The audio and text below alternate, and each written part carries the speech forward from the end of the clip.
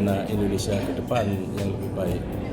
Dengan pra-peradilan itu kan diharapkan untuk penanganan perkara pidana, segala macam jenis tindak pidananya itu semakin clear, semakin jelas, semakin terbuka apakah perkara yang akan dimajukan ke pengadilan itu betul-betul didahului dengan tindakan upaya paksa yang benar apa tidak.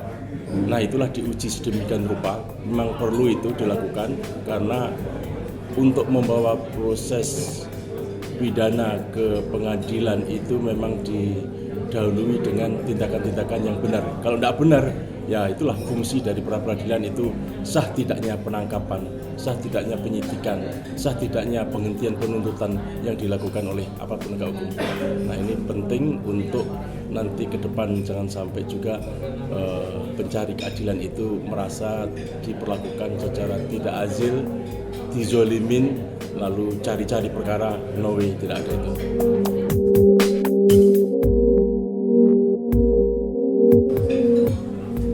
Pendapat saya, KUHP itu harus merupakan sistem. Jadi secara sistem bagaimana menegakkan hukum yang terdiri dari beberapa subsistem. Jadi setiap subsistem itu harus mendapat tempat dan harus berfungsi dengan baik. Jangan pernah terjadi misalnya hanya satu subsistem merasa sebagai sistem sendiri sehingga dianggap yang lain itu tidak ada atau tidak, bahkan lebih jauh lagi barangkali tidak efektif sehingga tidak direspek gitu kan. Nah, KUHP itu mestinya pendekatannya sebuah sistem bagaimana menegakkan hukum dalam rangka menemukan keadilan bagi yang berhak. Itu yang pertama. Nah, yang kedua, KUHP itu juga harus menjadi satu ketentuan di mana ada keseimbangan antara kekuasaan dan hak. Jangan hak itu lebih dominan ya daripada hak. Dengan begitu maka ya kalau itu diterima maka kita akan kembali lagi kita konsep yang lama di mana kekuasaan itu adalah yang menyelesaikan kalau ada persoalan pidana, bukan melalui satu proses yang sering disebut dengan istilah due process of law. Jadi dengan kata lain bahwa KUHP itu harus tunduk pada asas yang disebut dengan due process of law, bukan crime control model. Konkretnya bahwa ukuran dari keberhasilan KUHP itu bukan semakin banyak orang dimasukkan ke dalam penjara, tapi adalah sebagai instrumen bahwa kejahatan telah diproses sesuai dengan ketentuan hukum yang berlaku. Pada saat yang sama ada pencegahannya, dan yang ketiga ada keadilan bagi kedua belah pihak, apakah itu korban atau maupun pelaku. Itu kira-kira menurut saya. Saya menginginkan KUHP ke depan itu semuanya bisa berjalan semuanya efektif ya. Misalnya kalau nanti misalnya hakim komisaris itu bisa menggantikan pra-peradilan, itu supaya efektif. Nah, selama ini sebenarnya pra-peradilan itu sudah bagus. Sebenarnya tinggal diperkuat saja. Nah, tetapi kan ternyata yang konsep KUHP yang baru ini akan ada hakim komisaris ya. Saya membayangkan betapa sulitnya mencari hakim komisaris yang memang benar-benar menguasai KUHP sehingga dia bisa menjaga hak-hak asasi tersangka dan terdakwa. Nah, di dalam sistem peradilan pidana kita ke depan itu hendaknya jangan yang menjadi sorotan atau dilindungi hak asasinya hanya tersangka terdakwa saja, tapi juga hendaknya korban dari setiap kejahatan itu hendaknya juga mendapat perlindungan hak asasinya. Nah, sekarang kan kalau kita perhatikan KUHP yang ada sekarang itu pasal 98 sampai pasal 101 itu kan mengatur mengenai perlindungan terhadap korban.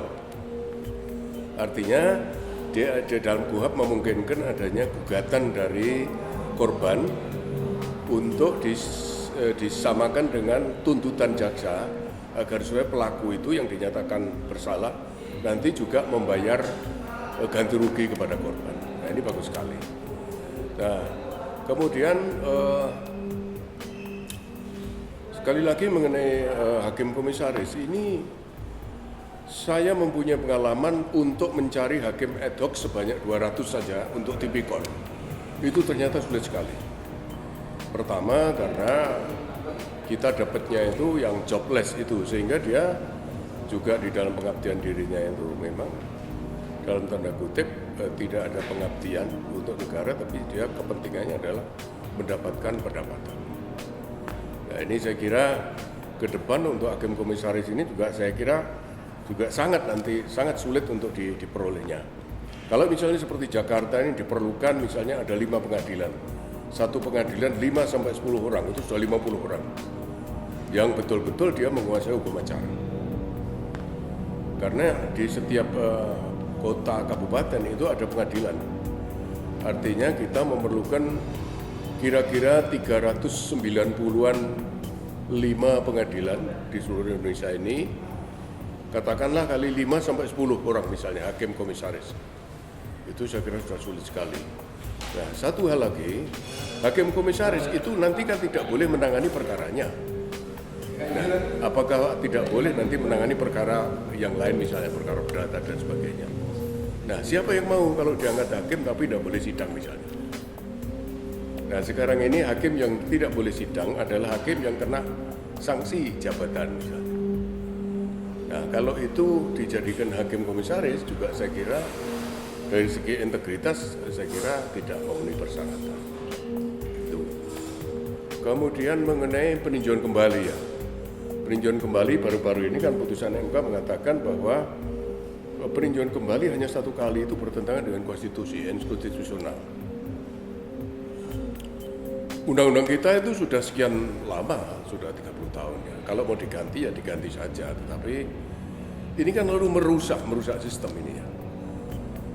Nah, oke, kalau memang KUHP ini mau diganti dan PK juga diatur kembali, peninjauan kembali misalnya, saya minta selain terdakwa atau terpidana atau ahli warisnya menurut 263 itu juga supaya ada jaksa penuntut umum boleh mengajukan peninjauan kembali untuk mewakili korban. Nah, contoh misalnya perkara korupsi ya. Perkara korupsi itu korbannya ke negara. Nah, jaksa mewakili negara untuk mengajukan PK, kan wajar-wajar saja ya. Nah, ini masih sejalan dengan tadi yang saya sebutkan pasal 98 sampai 101 KUHP yang ada sekarang. Itu memang memberikan proteksi terhadap korbannya. Nah, beberapa tahun yang lalu saya juga sudah menjatuhkan putusan dan mengabulkan PK yang diajukan oleh penuntut umum. Kasus Polikarpus dan kasus misalnya Joko Chandra juga. Namun saya kan diprotes oleh teman-teman Hakim Agung. Mereka tidak setuju dengan pendapat saya itu, walaupun pendapat saya itu tentu bukan tanpa dasar alasan, tapi juga cukup pertimbangannya, dan artinya supaya negara ini bisa memperoleh kembali hak-haknya, terutama terkait dengan keuangan. Nah, kasus Munir misalnya, seandainya jaksa tidak diberikan peluang untuk mengajukan PK, keluarga Munir ini kan tidak akan pernah menemukan keadilan. Nah, oleh karena itu, kita anggap sebagai PK oleh jaksa itu diperbolehkan, tapi dalam tanda kutip sebagai pintu darurat. Manakala keadilan itu tidak bisa berjalan karena ketentuan-ketentuan hukum acara, menurut saya ketentuan hukum acara kita sisihkan dulu dan kita mencari keadilan. Gitu. Nah, dalam KUHP sekarang memang tidak ada keseimbangan. Tidak ada keseimbangan. Nah, ke depan saya harap mengenai peninjauan kembali ini juga ada keseimbangan antara proteksi terhadap kepentingan umum, kepentingan publik, dan proteksi terhadap tersangka maupun terdakwa ataupun ahli warisnya. Itu aja saya kira.